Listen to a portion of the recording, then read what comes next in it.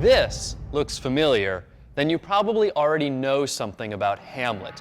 And you probably know more of the language of the play than you think. If you've ever heard someone say, "to be or not to be," or "to thine own self be true," that's all from Hamlet.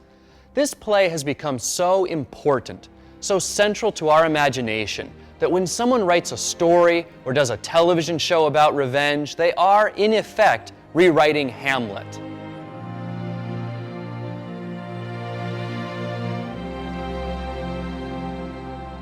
The play begins with the ghost of King Hamlet of Denmark appearing at the castle of Elsinore. Horatio, the young Hamlet's friend, sees the ghost but is not sure what it means. Hamlet, Prince of Denmark, returns from school in Wittenberg to attend his father's funeral.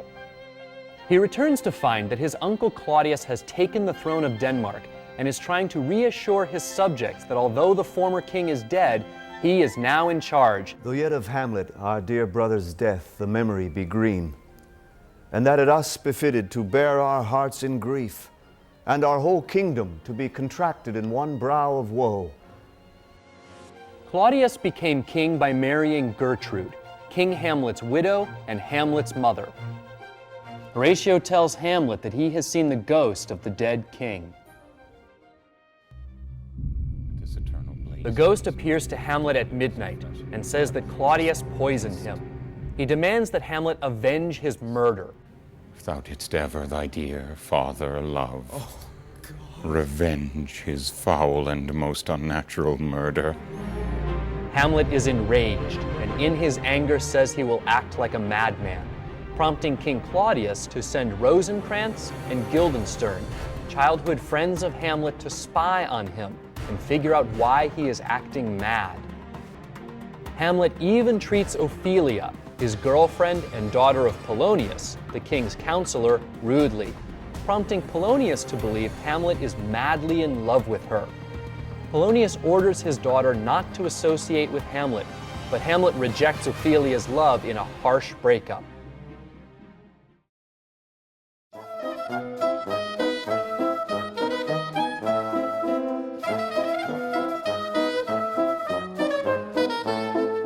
Here Shakespeare introduces an interesting element, a play within a play. Claudius, fearing Hamlet, has him sent away to England. Before leaving, Hamlet convinces an acting company to reenact the death of his father before the king. Claudius is enraged by the performance. He stops the play, storms out, and this is enough to convince Hamlet the ghost was telling the truth. All may be well. Hamlet then finds Claudius praying, but cannot bring himself to kill the king, thinking he will go to heaven if killed during a prayer. Now might I do it, Pat. Now he is a-praying, and now I'll do it. And so he goes to heaven, and so am I revenged.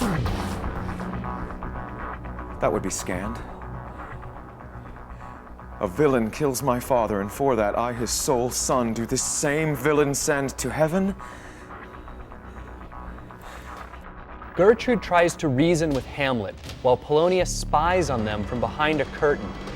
Thinking that he is Claudius, Hamlet kills Polonius, stabbing him through the curtain. Hamlet regrets killing Polonius. Claudius makes plans to send Hamlet to England, along with Rosencrantz and Guildenstern, with orders that Hamlet be killed by the English as soon as he arrives. Hamlet finds the orders and changes them so that Rosencrantz and Guildenstern are killed instead. Hamlet is kidnapped by pirates and escapes back to Denmark. Polonius' son, Laertes, had been in France and returns to discover his father's death. Ophelia, driven mad by the death of her father and Hamlet's rejection, falls in a stream and drowns. Claudius tries one last attempt to eliminate Hamlet.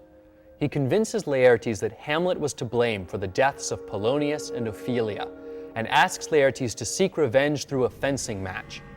The trick, however, is that the tip of Laertes' sword is poisoned.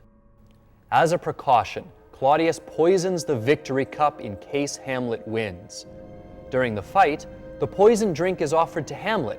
He declines, and instead his mother, Gertrude, drinks it. I dare not drink, madam, by and by. Let me wipe thy face. My lord, I will hit him back. I do not think. Laertes wounds Hamlet with the poisoned sword. In the confusion, Hamlet switches swords with Laertes.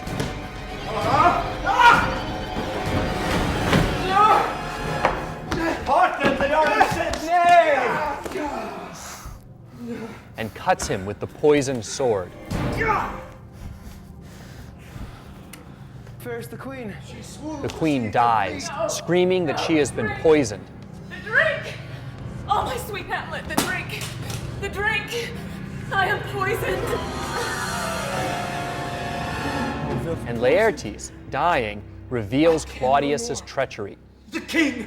The king's to blame! The point in venoms too? Hamlet stabs Claudius with Laertes' sword and forces him to drink what's left in the poisoned cup.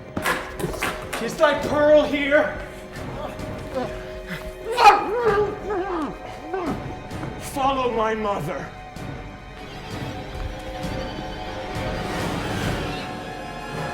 Though Horatio wants to commit suicide out of sorrow, Hamlet entreats him to live in order to tell his story.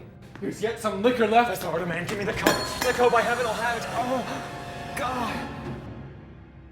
Fortinbras, the Prince of Norway, arrives in conquest, and Hamlet's last dying wish is that Fortinbras become the new king of Denmark. What warlike noise is this? Young Fortinbras with conquest comes from Poland. Oh, I die, Horatio. The potent poison quite o'ercrows my spirit. I cannot live to hear the news from England, but I do prophesy the election lights on Fortinbras. He has my dying voice.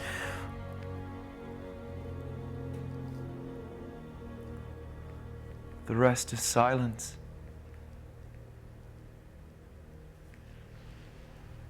Now cracks a noble heart. Good night, sweet prince. And flights of angels sing thee to thy rest. As Fortinbras takes the throne, he looks over the bodies of Hamlet, Laertes, Claudius, and Gertrude.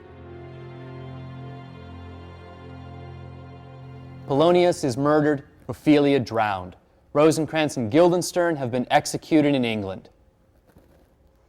And as for this guy, well, you're just going to have to read the play to find out.